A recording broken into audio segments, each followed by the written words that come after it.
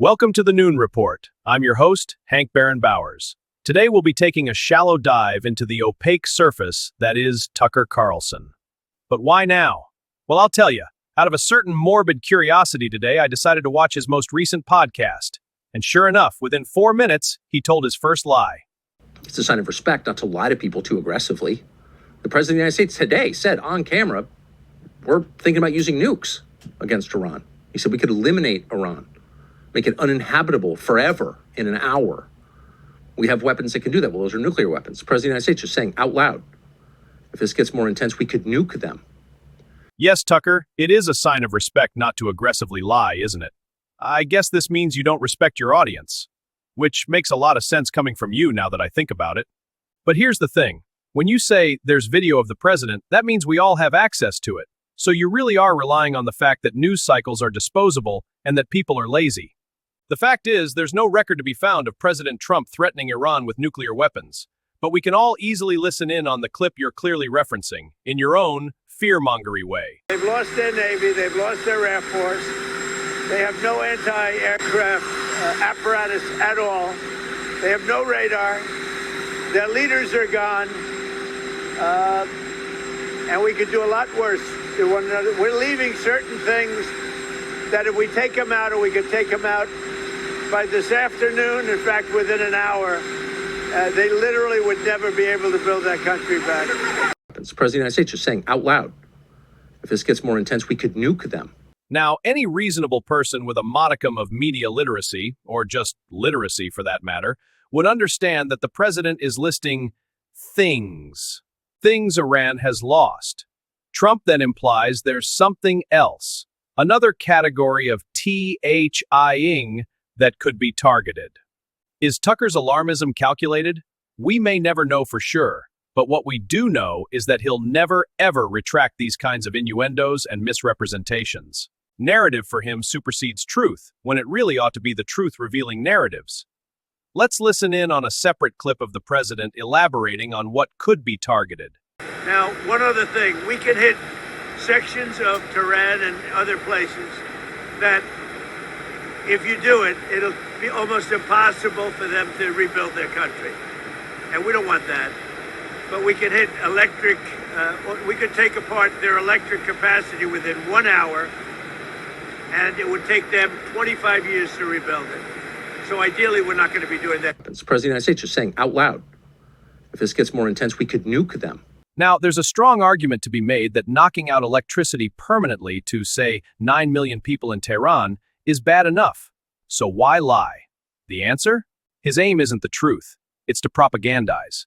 Tucker has a vision of the world, and he's not afraid to shift around a few facts, stretch an interpretation or two past the breaking point, which brings us to the central thesis of Tucker's monologue. It's a build-up, really, to his fantasy nuclear war scenario. Here he begins by laying out his main piece of evidence. What if Israel and its main protector in the world, the United States, starts running low on advanced munitions and critically on missile defense? Well, that's entirely possible. There have been widespread reports that the United States, as the backstop to Israel, its main protector, is running low. According to General Carlson's assessment, the U.S. is just about out of advanced munitions. Israel and the United States will soon be helpless in the face of Iran's overwhelming firepower. Let's see. Where were we? Blah, blah, blah. Something about Israeli politics we'll get to later. Here we are. Tucker's core claims of U.S. helplessness. Roll the clip. But let's say that punishment accelerates. Let's say the Iranians decide we're going to really hurt Israel. And we're not going to limit it to Haifa and Tel Aviv. We're going to hit Jerusalem, where the holy sites are. Now, they're not apparently doing that right now, at least that we know of. Again, it's hard to know exactly what's going on because of the censorship, but it doesn't seem like they're pounding Jerusalem. But they could. Oh, they could they? Tucker is more than eager to relay and amplify reporting on U.S. stockpiles because it supports his premise. In fact, it's vital. It's a piece of information he repeats a lot in service of manufacturing a false sense of urgency. I guess the widespread reports of Iran's severely depleted launch and weapon manufacture capability wouldn't bear mentioning. Not for Tucker, at least.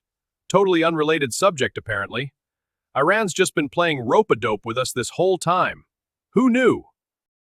It looks like, from all available reports, we're running low. In fact, we're getting some, apparently, anti-drone technology from Ukraine. Savor that irony for a moment if you would. So whatever the cause, and there'll be, one hopes, time enough for finger pointing and blame and reverse engineering in an attempt to understand what we just went through. The fact remains, it seems unlikely that the United States will be able to guarantee the safety of Israel. We can't guarantee it now, despite a real effort to. Notice that to come to this conclusion, Tucker has leveraged all of his U.S. intelligence resources, which begins and ends with some news articles based on outside analysts whose concerns are of potential future conflicts. Not this conflict, to be clear. It's a medium to long-term concern with lots of potential solutions. In Tucker's narrative, it's in fact Israel who's being rocked, not Iran. So what does that mean? Well, it means that at some stage, it is possible that Israel will feel it has no choice. We hope they feel they have no choice, they're not doing it for fun, but in any case, they might have to resort to a nuclear strike on Iran, which would be a tragedy for the people of Iran, most of whom have nothing to do with any of this, who would get vaporized. It would be a tragedy for the region. But wait, there's more pieces to Tucker's puzzle. To really persuade, he needs a villain, and since his false claim about Trump won't hold up over time, since it's not true, that leaves Benjamin Bibi Netanyahu. He needs to make it sound believable, compelling even, that Israel would use a nuclear weapon against a country which is already decimated militarily, and so he assembles a few new disparate facts to build his case. There's only so much that any country can take, particularly a small country that is riven by all kinds of internal divisions. Israel is not a united country at all, and its leader, while he's very popular with Ben Shapiro, is not universally loved in Israel at all. So Israel is not entirely stable internally. Breaking news, functioning democracies have significant opposition parties. Or maybe Israel is special. Tucker seems to think elections make Netanyahu a desperate and dangerous man. Never mind that divisions within Israel are largely over domestic matters, such as judicial reform, draft exemptions, economic policy, and governance style. I wonder where consensus exists in Israel. Oh, right, in the form of a near-universal consensus over the threat Iran's regime poses, which includes Israel's sizable Arab minority. It doesn't seem to point toward instability. Just, a functioning democracy. But let's not get in the way of Tucker's carefully crafted narrative. Maybe his deep psychological insights into Netanyahu supersede the obvious. He said in today's Torah portion, we read about the Amalekites, about Amalek. And that would be a direct reference to 1 Samuel 15, in which God commands the Israelites to kill the Amalekites, all of them, every single one of them, to commit genocide. In a geopolitical context, no one has talked that way in 80 years. No national leader has stood on camera and said, our goal is genocide, and not like semi-modern Nerf genocide, where you kill a lot of people, make the rest of them leave, but actual genocide, where you kill everybody and their children, quote, and their infants and their animals. You erase any evidence they ever existed, period. Yes, you heard that right. Tucker is basically calling Israel the Nazis. And I'm not understating his intended implication, believe it or not. He's really trying to frame it this way. Netanyahu invoking the same line verbatim used for numerous Holocaust memorials isn't a call for genocide, Tucker. Let's use our critical thinking skills. It's clearly meant as a rallying cry against an enemy whose stated goal is the erasure of Israel. Not that Tucker cares about a reasonable take. He goes on like a coded order was given to an entire nation. But to invoke that verse in the middle of a hot war, Amalek is Iran, is to call for genocide against your opponent. That is not in the interest of the United States. Despite what the president said today about eliminating the country with nuclear weapons, that is not in the interest of the United States. Are we really going to try to eliminate every one of them? The men, the women, the children, the infants? Because first of all, we don't do things like that and never should. And second, how does that make us stronger and richer and more secure? I don't think it does. Israel is a different view. Amalek refers to an ancient biblical nation and archetypal enemy of the Israelites, symbolizing pure, unprovoked evil and anti-Semitism in Jewish tradition.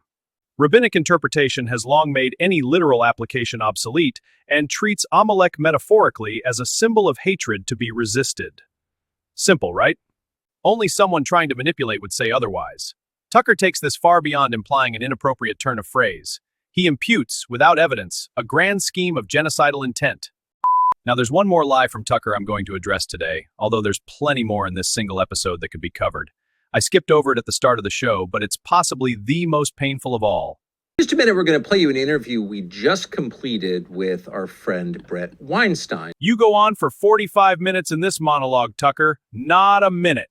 If you enjoyed the Noon Report, like and subscribe.